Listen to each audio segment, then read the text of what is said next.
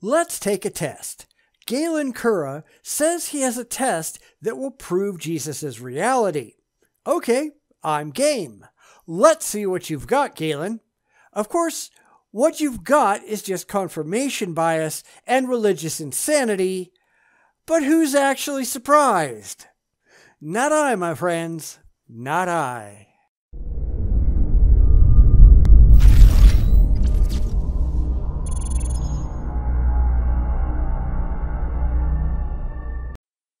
There are times when you just look at a YouTube channel and realize that there is something severely wrong. Now, I'll get into this at the end, but see if you can figure it out before I do.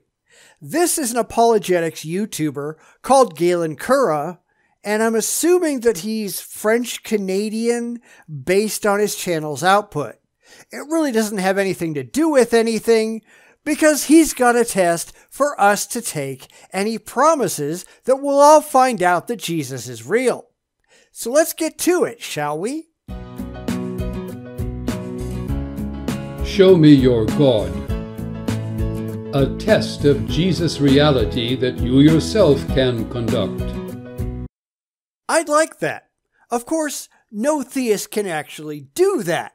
They just make silly videos like this, where I'm sure it will just be a bunch of ad hoc rationalizations that don't actually prove anything. But we all expect that, right? Because this video maker, Galen Curah, thinks he's got a test that anyone can do that will prove that Jesus is real. Anyone want to place a wager on whether or not he'll succeed? I don't think you're going to get very good odds. Thesis. Sorry, but I cannot prove for you that God exists. Then why should anyone believe that God exists? I mean, isn't that the very least that we ought to expect from anyone who holds a position? That they can at least support their position being factually correct. Because if they can't, then you have no business holding that belief in the first place. Instead, what I'm sure will happen here is that our theist is going to make some vague observation and then leap to, therefore Jesus is real, like they do with every single argument they make. So let's see if I'm right. However, Jesus said that he himself can bring humans to know God. You can't prove that Jesus exists either. You can't prove that Jesus ever existed. Jesus is a character in a book of mythology. We have absolutely no demonstrable eyewitness accounts of Jesus. That's like saying, well, Harry Potter said. Yeah, so what? Besides, isn't this supposed to be a test to prove that Jesus is real? How can you start with an assertion about the authority of Jesus in a test that has yet to substantiate the existence of Jesus? All right, this isn't supposed to make sense, is it? When you invite Jesus to do so, he himself may make God real to you. Wouldn't he have to be real first? You have to establish that, and you haven't done so.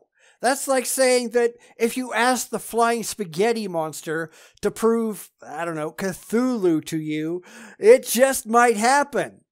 Yeah, but you have to prove that the FSM is real first before you can ask him anything. It's all just silly. Limit. This test pertains only to the Jesus of the Bible, who performed public miracles, who was crucified by the Romans, and who returned to life 3 days later. Return, Ed, huh? Okay. He does make videos in both English and French, so I guess I can let that pass. But unfortunately, he apparently doesn't understand basic logic in either language. Now, if you're trying to prove the magical man-god zombie, fine. That just makes your test harder. It's enough of a challenge to prove some random person from 2,000 years ago lived, But to go beyond that and prove that they were the son of an all-powerful deity, you've got your work cut out for you there, Galen. Preliminaries. This test works best for those who are willing to admit that they may hold wrong beliefs and may have done wrong things. So, not Christians, huh? Because they are not likely to admit their Christianity may be wrong. This also makes your test invalid if you have to put qualifiers on it.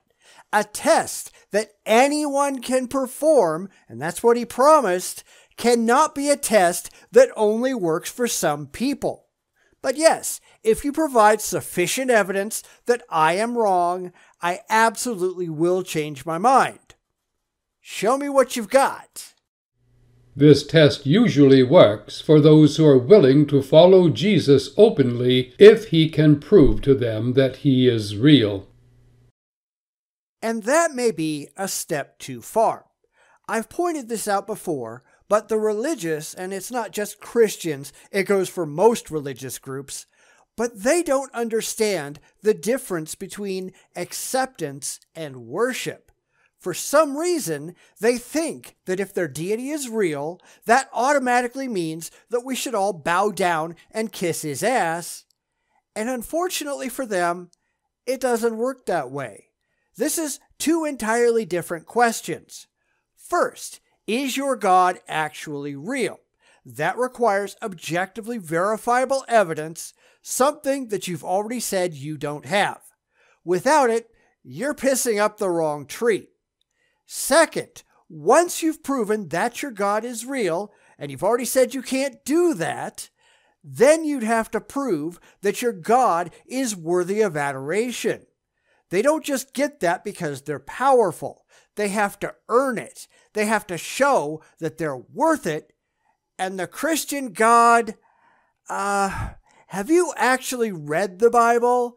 Your God is an immoral monster. I don't care if he's real. He's not getting my worship if that's what he's actually like. But you people apparently can't separate the two. Precaution. You may request that Jesus perform a particular miracle or provide a certain kind of experience, but do not demand that he do so, for you are testing whether Jesus will reveal God to you, not whether you can make him do things for you. No, this is a test to see if Jesus exists in the first place. A non-existent entity cannot reveal anything by definition. Therefore, whatever you have to do to prove that Jesus, the Jesus described in the Bible, the magical man God, actually exists, that's where we'll go. But just believing what it says in an ancient book of mythology, which is where I suspect this is going to go, that doesn't actually prove anything. That just proves that someone wrote down a story about a mythical man god. It doesn't prove it's true. Seriously, if you have this test, stop putting all of these pre-qualifiers on it and just present the test. It's like you're setting it up with excuses for why it's going to inevitably fail. Expectations. As a result of this test, you may experience some of the following. Have a strong sense of Jesus' presence with you. Feel clean from evil and overwhelmed with unconditional love. Weep with shame or remorse over your past failures. See a human being that appears in dazzling light. Hear a voice speak to you. Realize that Jesus God is real. Receive a reply to a query or a request that you have in mind. Or something else that you alone will recognize as proof enough. Why does that sound like a drug warning on a TV commercial? Antihistamine is not for everyone. Consult your doctor before taking antihistamine. Side effects may include, but are not limited to, depression, drowsiness, itchy throat, high blood pressure, low blood sugar, heartburn, bad breath, athlete's foot, acid reflux, gingivitis, upset stomach, blurred vision, cottonmouth, sore throat, sore gums. Your spring and summers don't have to be unbearable. Now you can enjoy them with the people you love. Even more side effects include spontaneous combustion, Down syndrome, bankruptcy, back problems, gout, temporary blindness, heart failure, dyslexia, total shutdown of vital organs. Do not consume milk or water while taking antihistamine. People who take antihistamine are likely to develop certain cancers, as well as worsening and even new allergies. Other side effects include paralysis, neurocorrosion, seizures, AIDS, lung drowning, kidney failure, testicle erosion.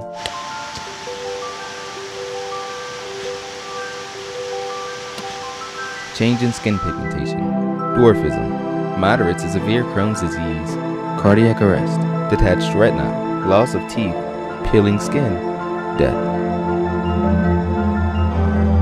Depression, anal leakage, loss of eyelids, sperm deficiency, erectile dysfunction. Stop taking antihistamine if you experience suicidal thoughts. Do not quit or begin smoking while taking antihistamine, nor should you eat grapes after 7 p.m. Do not take antihistamine during day. It's time you took control of your life. Don't turn down another invitation. Ask your doctor about antihistamine today. So, in other words, nothing intellectually valid. No actual evidence, just something that you want people to spin as proof of your nonsensical test. Color me not surprised. I think I'd rather have those drug side effects.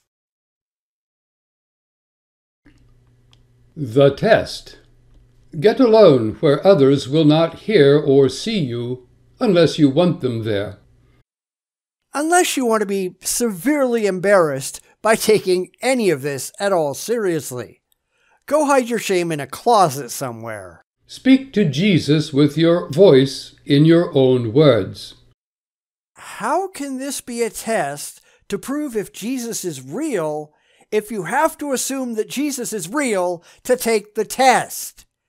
Are we seeing a rational disconnect here? You might say something like this: Jesus, if you really lived, died on a cross, and rose back to life, then please make yourself known to me. Or, if God exists, then please let me know him. And what makes him think that atheists haven't already done that and gotten nothing at all in response? Because most of us have, and we're still atheists. These tests only work for those who are already psychologically predisposed to want to get the response that he's supposing. It's all confirmation bias. If there is nothing that can be objectively proven to demonstrate the actual, demonstrable existence of Jesus, then this is a nonsensical test. Like we're surprised. Results. You may get immediate results, or results may come after a few hours or several days. Or never. And if you never get the results he wants, well then, it's not the fault of the test. You must have somehow done something wrong.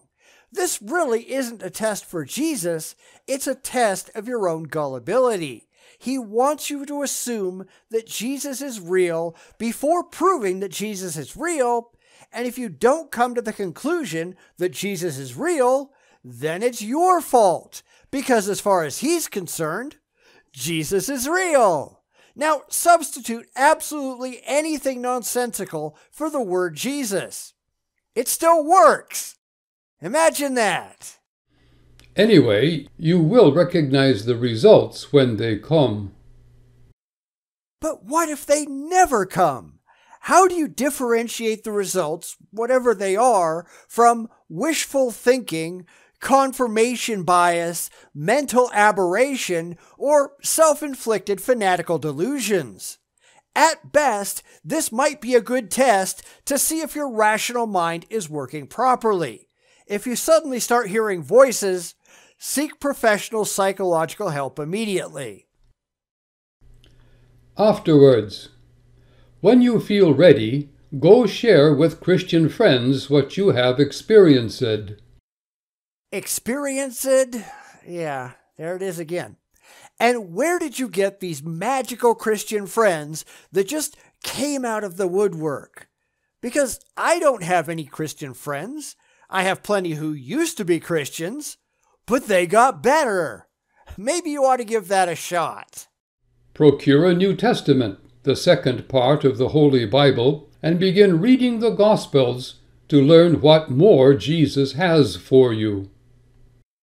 I mean, couldn't he just tell you while you had him on the line? Of course not, because Jesus, the imaginary voice in your head, can't tell you anything that you don't already know, because he's not real. He's a figment of your imagination. In fact, you could do this test with anything. Start asking for Brahma to tell you that he's real. Invisible, intangible, universe-creating pixies. You know, you name it, you can ask for it, and if you expect to get an answer, you'll get one. It's not real, but you'll get one. Jesus himself will show you what you need to know and to do in order to enjoy him more, both on earth and forever. So you can just continue to talk to yourself. This is just a test to see if you're insane. And Galen here, I think he failed the test. This is just a guide to letting your inner freak fly and turning off your rational brain. And I think I'll pass, thanks, because I've done this before and it doesn't prove anything. Nothing happens if you're not already open to interpreting your inner monologue as Jesus. But these people, they aren't that bright, are they? Jesus' promise. Behold, I stand at the door and knock. If anyone hears my voice and opens the door, I will come into him and eat with him and he with me. Except it doesn't work that way. You have to be a gullible moron willing to interpret pretty much anything as a fulfillment because you're desperate for an answer. I'm not. I don't need Jesus. I will believe in Jesus the second that he is objectively proven, but I don't need him. My life is just fine without him. He's like Bigfoot. If Bigfoot turns out to be real, I'll believe that Bigfoot is real. But I'm not missing out on anything if Bigfoot remains a myth. I care only about the truth either way. It's really too bad that the religious simply do not. Now, I mentioned at the beginning that I noticed something a little weird about this channel, so here goes. This video has some of the worst stats that I've ever seen. This guy supposedly has over 10,000 subscribers, yet for this video, at the time that I'm writing, which has been out for over a month, he's only got 47 views and 2 likes with no comments at all. How many of these subscribers are real? I mean, really, do the math. It's not just this video either. Most of his videos have less than 50 views, and only a very few top 100. I think somebody is buying subscribers, don't you? Or maybe people are just subscribing to laugh. I don't know. But whatever's going on, this is just pathetic. This video was just pathetic, but that's really not unusual. It's no worse than most religious apologetics out there. Empty claims, wishful thinking, irrational arguments, and demands that they're right even when every shred of evidence shows otherwise. These people are insane. They really are. Some of them are just more obvious about it than others. Can we imagine Frank Turek or Andy Bannister or any of those other people making a version of this video? Yeah, I know I could. Can we imagine William Lane Craig making this kind of a claim? I can. In fact, I've probably already seen it somewhere. They lack the capacity to step back and realize just how crazy the things coming out of their mouths actually are. There is something severely wrong with these people upstairs. And as we all know, because I guess it's my catchphrase, that's just sad.